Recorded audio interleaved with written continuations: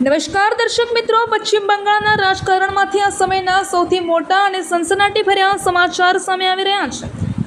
ભાજપના દિગ્ગજ નેતા શુવેન્દુ અધિકારીએ ગેરકાયદેસર રીતે રહેતા બાંગ્લાદેશી ઘૂસણખોરોને લઈને એક ખૂબ જ મોટું અને આકરું નિવેદન આપ્યું છે। તેમણે સ્પષ્ટ શબ્દોમાં ચેતવણી આપી છે કે બાંગ્લાદેશીઓ ભાગો, દેશ છોડો, તમે અહીંના જમાઈ નથી।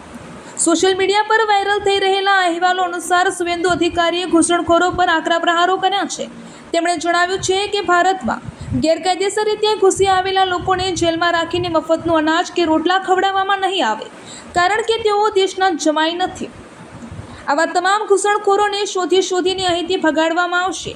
એટલું જ નહીં, આ નિવેદનમાં નાગરિકોને પણ અપીલ કરવામાં આવી છે કે તેઓ પણ પોતાની આસપાસ રહેતા ગેરકાયદેસર ઘૂસણખોરોની ઓળખ કરે અને તેમને પોલીસને સોંપે, જેથી સીમા સુરક્ષા દળ એટલે કે BSF તેમને સરહદ પાર પરત મોકલી શકે।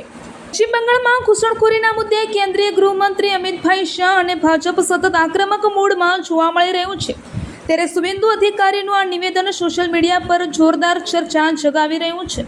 હવે સવાલ એ થાય છે કે શું ઘૂસણખોરો સામેનું આ આકરું વલણ સમગ્ર ભારતમાં લાગુ થવું જોઈએ?